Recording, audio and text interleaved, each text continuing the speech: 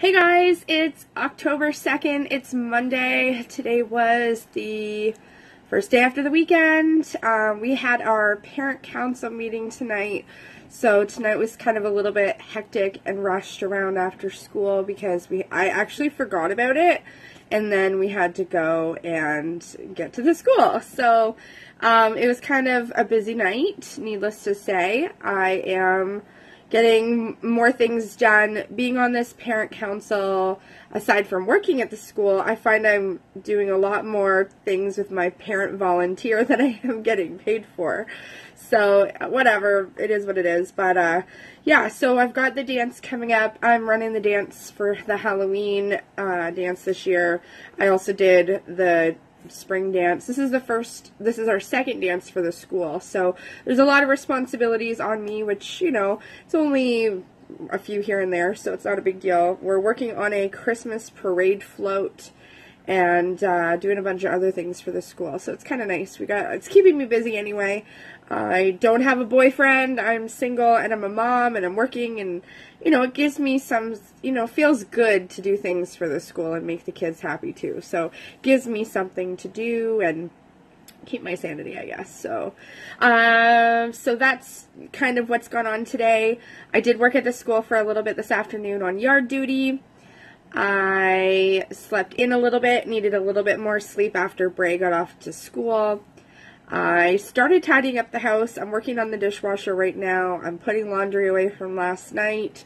Just had a plate of dinner at like 9 o'clock at night, as crappy as that is, but I didn't really I had a late lunch and I needed to eat before, because I didn't have dinner, so I had to eat something. It sounds like my cat is messing around in Bray's room while he's sleeping, so I hope she doesn't wake him up. I just watched one of my shows, Real Housewives of Orange County. I've been working on jotting notes down for some stuff for the school council since the meeting. And I just wanted to tell you guys, I have a doctor's appointment. So, I kind of mentioned briefly in the other video from the other day that I have been told that I need to go to a skin specialist or a disease specialist. So, I wasn't really sure what that entails. Like, I don't really know myself. So, I'm just going to look up right now while I'm talking to you. The doctor who I'm going to see is a microbiologist doctor and a pediatrics doctor, I guess. So specializing in microbiology is a doctor that focuses in infectious diseases and things like that. So I guess this is where they're sending me because I've been to a dermatologist already for folliculitis, for other skin irritations. What happens is, having ankylosing spondylitis, some people get rashes, some people get injection site rashes, some people get like oral thrush in their mouth, which is like rashing inside the mouth, or other irritations such as the eyes. So we've kind of talked about a little bit of that stuff with you guys. Basically what this is chronic folliculitis is, I just want to explain to you like the definition, because honestly I hate talking about it. I feel gross. I don't know. I don't like telling people that I have this, and the reason I don't like telling people about it is because it's supposed to be like a topical fungus type disease. So let me just talk to you about, I'll just read like the Wikipedia, for example, definition. So folliculitis is an infection and inflammation of one or more hair follicles. The condition may occur anywhere where the skin is except the palms of the hands or the soles of the feet, also like your mouth and things like that, anywhere where hair follicles lie. So the rash may appear as pimples that come to white tips on the face, chest, back, arms, legs, buttocks, and head. So they classify it as like a fungal disease or a bacteria disease. Now, you can get rash, itchy skin, pulsating pimples. It feels, to explain a little bit better, it's kind of like shingles because the pain is so severe that it's like a boil the way that it starts. Now, it can be confused with chicken pox. It can be confused with shingles. Typically occurs on the neck, armpit, groin, may present as genital lesions, I guess. I don't know about that information myself, but spreading from leg to arm, body in proper treatments with antibiotics. So basically, because I'm on biologics, for one, and because I have an autoimmune disease, you do have low immune system, so you are susceptible to other diseases, infections, and things like that. Now, folliculitis, it says here that causes, for example, boils or other cases of folliculitis start with an introduction of the hair follicle, can be damaged by friction. So even if you wear, like, say, tight clothing, you can get it from the say, your leggings or your tight clothing rubbing in the same area. So you can get it from that as an example. An insect bite, sorry, I've got the camera in the way. An insect bite, damaged follicles. It can affect people of any age. What was the other part saying? Oh, from shaving too. So shaving is another thing. Now, the one thing that they tell you is if you're switching soaps, or if you're not switching your razors, or you're not showering enough and things like that, those can also make things more irritated if you're not taking care of yourself. Now, the reason why I hate telling people about this and talking about it is because it seems like it's something where you're not cleaning yourself properly. You're not taking care of yourself. And that's the thing. I'm a very hygienic person, and I'm trying to get rid of this, but I found out that I have chronic folliculitis. So I can just show you as an example, my armpits.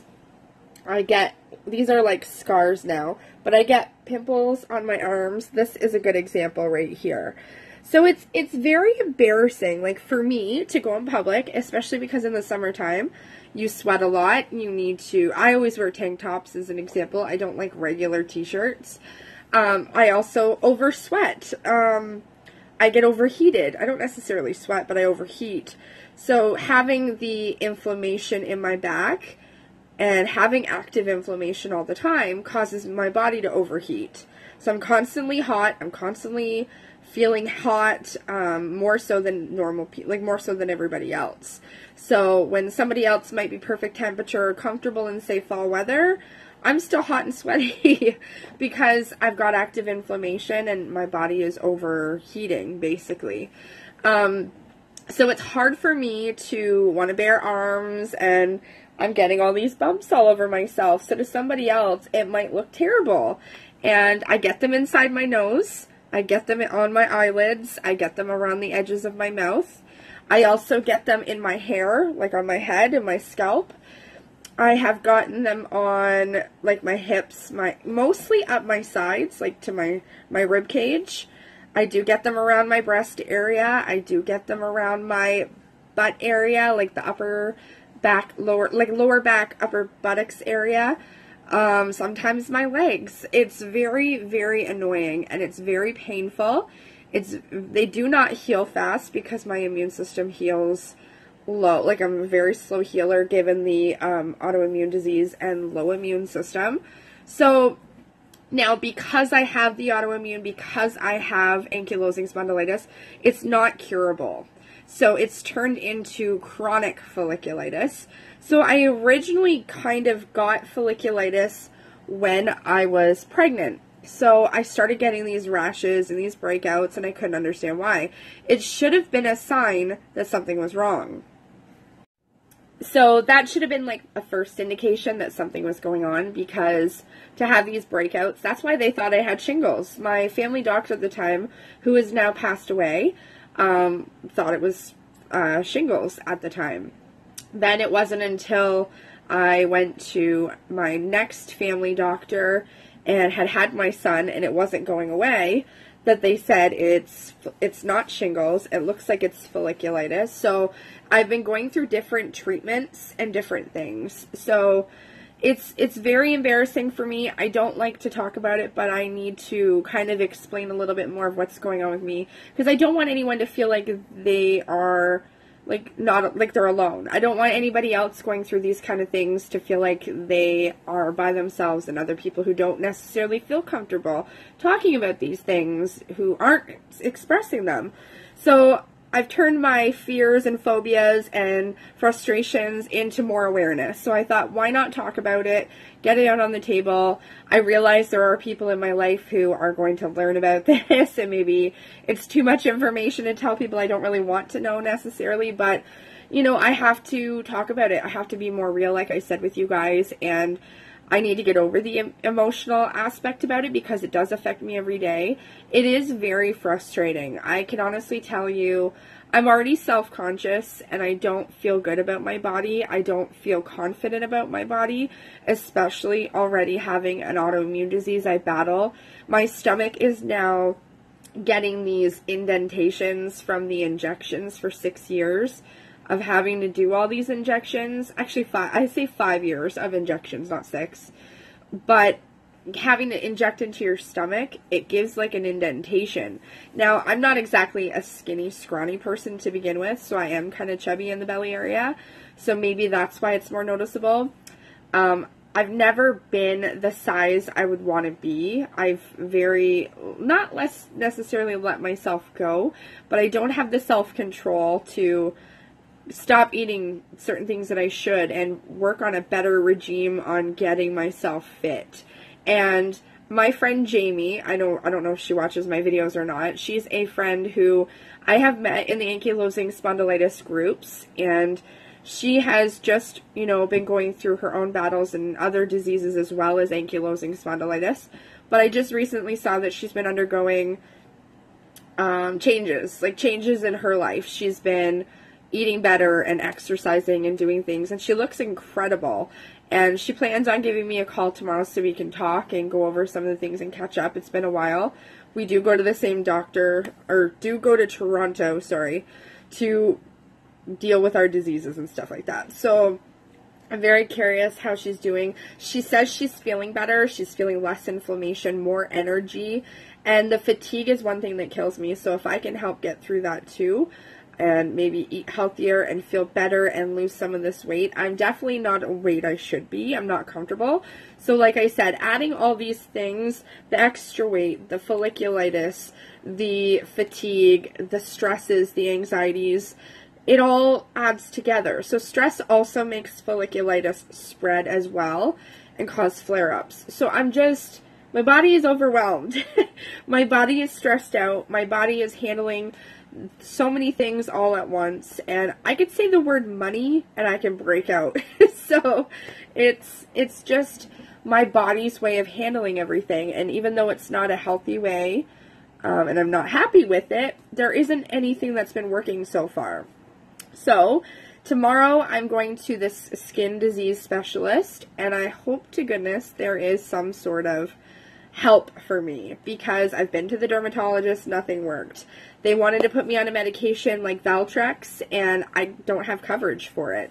I can't afford some of these medications, so I don't know if there's going to be something else that's offered to me that maybe I can afford, or if I'm just going to have to foot the bill out of pocket, try some of these options. I really don't know, but fingers crossed, guys. Keep your fingers crossed. Keep me in your thoughts for tomorrow. I'm very nervous. I am kind of getting that nervous tummy feeling because this is something that's been ongoing for so long that, like, I don't want to date somebody. I don't want to go through any of this stuff and have to be like, hey, don't look at me, don't look at my body, don't mind this, I don't want explanations. It's kind of one of the reasons why I stay single. I'm going through so much myself that I don't want to bring somebody into that, and I don't even accept all the things going on with me, so how can I expect somebody else to understand it and accept it? It's just hard, and I am hard on myself, don't get me wrong. I know there's probably lots of people that would be there for me, but the divorce rate and the breakup rates when you have ankylosing spondylitis are very high. The divorce rate, and I've seen many families go through a lot of heartache when there is a diagnosis of ankylosing spondylitis.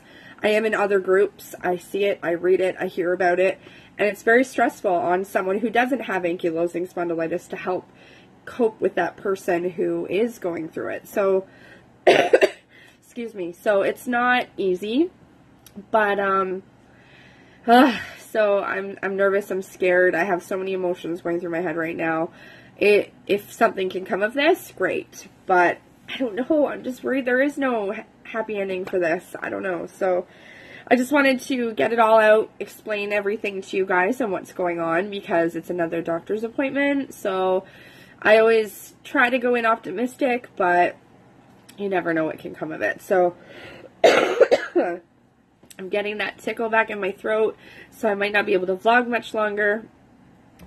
Sorry about that. I get this tickle in my throat and I can't get it to go away, so I had to blow my nose, get a drink of water. This is part of this cold, and this cold has been prolonging, and that's the other thing. I have slow immune, so I'm still sick. And I was having hot flashes at the meeting and my cheeks were getting really hot, so I just feel like a basket case. But I haven't stopped. I'm still trucking. I keep going. I haven't given up. This cold didn't kick my butt this time. I've been persevering through it, and I haven't stopped. I've been go, go, go nonstop. So, yes. Sorry, I'm trying to get that light out of the background. So, basically, we'll see how tomorrow's appointment goes to the microbiologist and see if they have something they can offer for me or something to help, and I will keep you guys posted, definitely. If any of you out there who have ankylosing spondylitis, even if you're not on a biologic or any medication that's giving you these kind of skin problems like myself, feel free to like comment or message me or whatever, and even on my Facebook groups, you can private message me if you don't want to make the comments visible to everyone. But you know, there's always options. We can always talk. There's lots of options. I'm trying to decide if there's a way that we can have maybe like a messenger or something, or maybe if I create a Snapchat for just the group. I don't know. I want to find a way where you guys can get in touch with me if you want to talk to me, or email me. Maybe I'll give you my email, and if you guys want to email me, I have a couple of emails, so maybe I'll just use one of the ones that is specifically for you guys to reach out to me, and I'll post it down below. I want you guys to be able to reach out to me, and I get a lot of spammers, and I get a lot of people that are, you know, writing me and trying to message me on Facebook as it is, so maybe I'll just give you guys an email and then you can reach out to me on your own, and as long as it's all clean, classy, and, you know, not stalkerish, then I will respond. So, you never know what you get when you throw your email out there to the public, so, I don't know, we'll see. Maybe I'll just keep the email private, or maybe if you message me, I'll give it. I don't know. I'll figure something out. But in the meantime, you know, today was a pretty productive day. I feel like sometimes my house cleaning just piles up and I can't keep up with it. But Brayson wants me to spend as much time with him as possible when he's awake. So I'm trying to get all this stuff done on my days off and when I'm not doing stuff. And it just feels like so much is going on right now. So October, we're in October, this is going to be a good month, I know so. Hope it's going to be great. I hope this Halloween dance goes extremely well. I've been working really hard on it, so I hope it goes well. Today, Tom Petty passed away. We are losing so many musicians and so many great people in this world. It's really unfortunate. Another thing that's been going on is there was a shooting at a music festival in Las Vegas as well over the weekend, and very devastating, very sad. My heart and thoughts go out to family and people affected. I can't believe that someone would open fire on innocent people like that, and my heart breaks for everyone. I'm very, very sorry for those affected and anyone who has someone that was there or what have you. I go to concerts, I go to music festivals, and it could have been, you know, anyone there. So it's just really unfortunate that those events have happened. And I wish everyone all the best getting through this traumatic situation.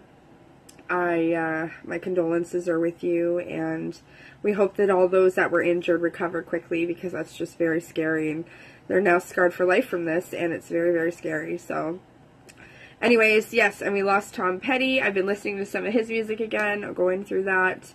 Just listened to him growing up, really, but it's still sad. He had a heart attack and passed away, so very, very sad. So very sad day all around, and very sad with the Las Vegas shooting. So those are things going on. Those are things going on in the world. So don't forget to like my video and give it a thumbs up and subscribe to my channel.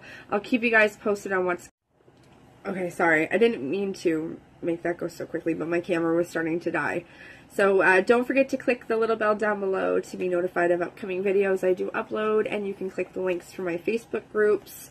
And until the next video, guys, I'll keep you posted on how my doctor's appointment goes. Like I said, keep your fingers crossed for good news. And again, my condolences to everyone affected over the weekend with this terrible event. And yeah, so stay tuned. So I will see you guys on the next video. Thank you for watching. Thank you for tuning in, and have a great night.